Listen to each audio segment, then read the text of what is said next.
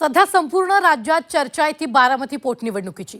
ही निवडणूक बिनविरोध होण्यासाठी भाजप राष्ट्रवादीकडून वेगवेगळे प्रयत्न केले जात आहेत। त्याला लक्ष्मण हाके यांनी माघार घेतल्यानं यश सुद्धा आलंय, पण अजूनही काँग्रेस मात्र निवडणूक लढण्यावर ठाम आहे। त्यात बिनविरोधसाठी विचार करू, पण त्यासाठी आमची एक अट असल्याचं काँग्रेसनं म्हटलं।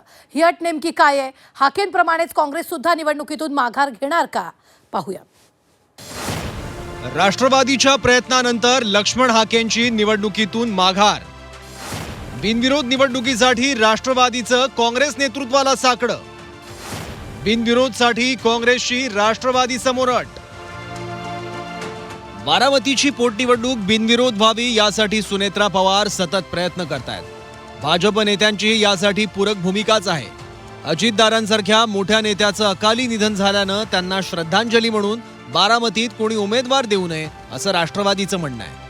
पण त्यानंतर सुद्धा ओबीसी नेते लक्ष्मण हाके आणि काँग्रेसने निवडणूक लढवण्याची घोषणा केली। पण उमेदवारी अर्ज भरण्यासाठी काही तास शिल्लक असतानाच राष्ट्रवादीच्या प्रयत्नांना काही अंशी यश आलंय। अजिबात माघार घेण्याच्या मनस्थितीत नसलेल्या हाकेंचं मन वळवण्यात दत्तात्रय भरणेंना यश आलं। भरणेंनी हाकेंची भेट घेत त्यांच्याशी चर्चा केली आणि यानंतर हाकेंनी निवडणुकीतून माघार घेण्याची घोषणा केली आहे। मी सुनेत्रा वहिनींचा निरोप घेऊन मी हाके सरांना विनंती केली की ही निवडणूक ही पोटनिवडणूक आहे। अजितदादा पवार साहेबांच्या जाण्यानं रिक्त झालेल्या जागेवरती अजितदादा पवार साहेबांचं खूप मोठं काम या राज्यामध्ये आहे आणि बारामती परिसरामध्ये खूप मोठं काम आहे। इथल्या जनतेची भावना आहे की आपण या निवडणुकीमधनं माघार घ्यावी आणि सुनेत्रा वहिनीचा निरोप घेऊन मी हाके सरांना भेटलो आणि हाके सरांनी मोठ्या मनाने या निवडणुकीमधनं माघार घेतली। त्याबद्दल मी हाके सरांचे आभार मानतो। आत्ता आम्ही अर्ज भरत नाहीयो म्हणजे सगळे प्रश्न सुटलेत असं नाहीये, किंवा आम्ही आमच्या प्रश्नांशी दोन पावलं मागालोय असं नाहीये। अनेक वरिष्ठांचे जेव्हा कॉल आले, ज्यावेळी सुनेत्राताईंचा एका महिला उपमुख्यमंत्री पदाचा, महाराष्ट्राच्या सर्वोच्च पदावर बसलेल्या व्यक्तीचा ज्यावेळी कॉल आला, त्यावेळी आम्ही थोडासा विचार केला, आम्ही आमच्या कार्यकर्त्यांमध्ये डिस्कशन केलं आणि आम्ही निर्णय घेतला।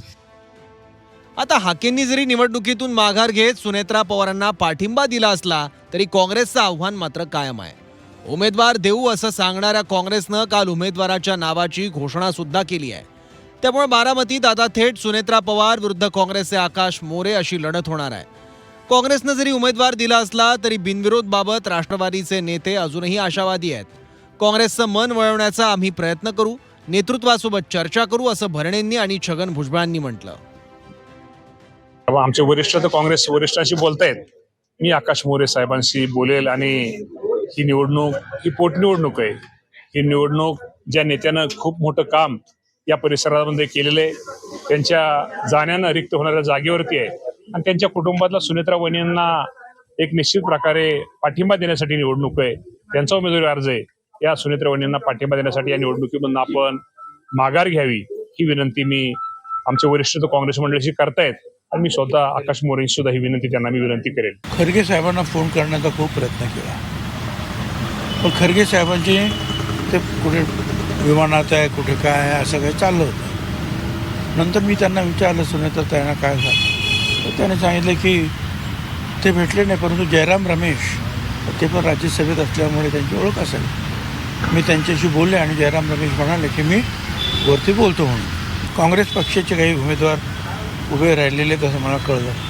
मला असं वाटतं की पुन्हा त्यांच्याबरोबर चर्चा होईल आणि त्याच्यातून काहीतरी मार्ग काढला जाईल, कारण मला असं वाटतं की बिनविरोध ही निवडणूक निश्चितपणे होईल। काँग्रेसने बारामतीत निवडणुकीतून माघार घ्यावी यासाठी भाजप नेते आशिष शेलारांनी महाराष्ट्राच्या राजकीय संस्कृतीचाही दाखला दिलाय।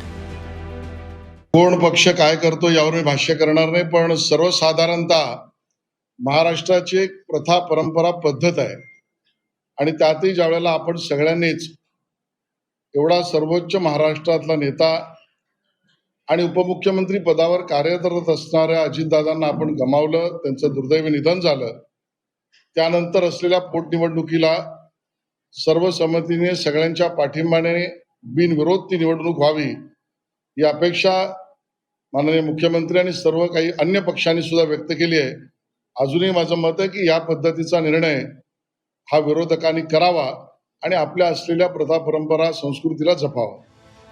यावर भाजप नेते सोयीने राजकीय संस्कृतीचे दाखले देतात असं काँग्रेसनं म्हटलं. याआधी काँग्रेसनं उमेदवार देऊ नये यासाठी सुनेत्रा पवारांनी हर्षवर्धन सपकाळांसोबत फोनवरून चर्चा केली. पण त्यानंतर सुद्धा सपकाळांनी आता उशीर झाल्याचं सांगत विनंती फेटाळली.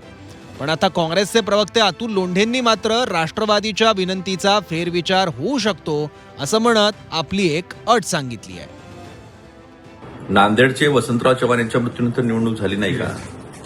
मंगळवेढ्याला भालकेंच्या मृत्यूनंतर निवडणूक झाली नाही का? अशी अनेक उदाहरणं जे आहेत ते देता येईल. बीजेपीनं सोयीनं आपलं राजकारण केलेलं आहे. दुर्दैवानं ज्या पद्धतीनं अजितदादांचा मृत्यू झाला त्याच्यानंतर घरच्या लोकांना वाटतं की त्याची एन्क्वायरी झाली पाहिजे म्हणून स्वतः उपमुख्यमंत्री सुनेत्राताई पवार यांनी सीबीआयची एन्क्वायरी मागितली, रिमाइंडर दिलं. काय झालं त्याचं?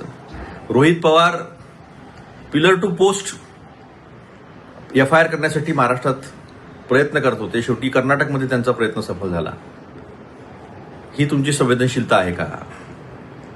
आजही आमच्या उमेदवाराचं आणि काँग्रेस पक्षाचं हे म्हणणं आहे की तुम्ही FIR दाखल करा महाराष्ट्रामध्ये, बारामतीमध्ये, मग त्याचा विचार करता येईल. मग लक्षात येईल की खरी तुमची भूमिका काय आहे. बारामतीत बिनविरोधसाठी काँग्रेसनं आता नवीनच गुगली टाकली आहे. त्यामुळे राष्ट्रवादी समोर आता दोनच पर्याय आहेत. एक तर हाकेंची समजूत काढली तशीच काँग्रेस पक्षश्रेष्ठींची समजूत काढणं, किंवा लोंढे म्हणतायत तसं दादांच्या अपघात प्रकरणात FIR दाखल करणं. आता काँग्रेस नेते राष्ट्रवादीची विनंती मान्य करत 2 पावलं मागे घेतात की बिनविरोधच्या मुद्द्याला केराची टोपली दाखवतात हे बघावं लागेल. ब्युरो रिपोर्ट, झी 24 तास, बारामती.